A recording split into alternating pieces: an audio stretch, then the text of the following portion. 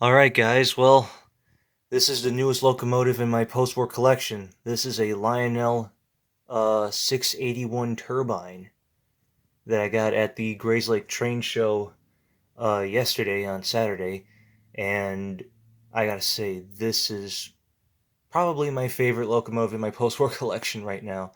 It's just a fantastic little locomotive. When I was at the train show, I was looking through, several trains because I was interested in getting one, particularly in O scale. And I go to this one guy and I see a Rail King Hiawatha, and I asked him to test it out to see if it was any good. Well, the box said it was in Proto Sound 2, but the thing actually had QSI sound, which is way older from like the 90s, and it was bumping around and all that junk. And I asked the guy if I could take a look at it, and oh my god, it was a messed up locomotive down below. The traction tires, one was missing, and then the other ones were glued, and then the first axle had chipped flanges. So there was no way I was going to buy that engine, especially for the price that this guy was offering me. And so I go over, two vendors over, and then I see this little thing sitting there with a couple other turbines. But I think what caught my eye was the fact that this was a newer turbine, because the 681s were made in 50, 51, and 1953. They didn't make any in 52 because of the Korean War, and they needed the metal, particularly the magnetic material, for the war effort.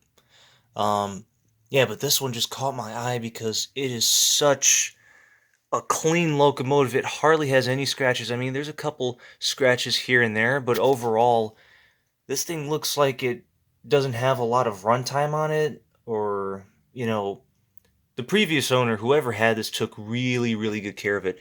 I'll show you. I'll take it off the shelf. You can see, look at that. You can still see the texture of the metal underneath the paint. The cab top is very smooth, just very, very clean. And it didn't even have a price tag on it. I asked the guy how much did he want for it, and he flips it over and there's a green tag, and he said, "Oh yeah, there's your price." Well, it wasn't price tag, it was literally just a sticker that said 681. I said, "Sir, that's the locomotive model."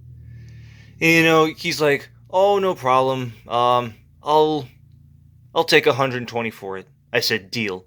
I run across the I run across the room to the ATM machine, and I pull out some cash and I hand it over to him, and yeah, now she's mine.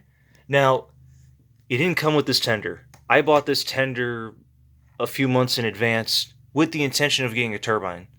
But this is the tender that the turbine came with.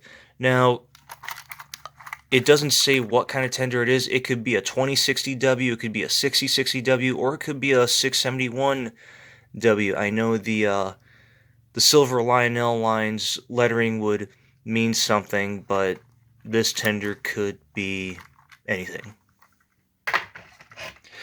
But it doesn't look good with the turbine, so that's why, again, I bought this way ahead with the intention of the turbine because these are the tenders that were used. This is a 2671W, and it's got the Pennsylvania style slope back tender, and it's got the six axle trucks on it. And as you can see, when you put the engine and tender together, they mate perfectly. So yeah, I'm just really, really impressed with this model, and these locomotives have a huge rep.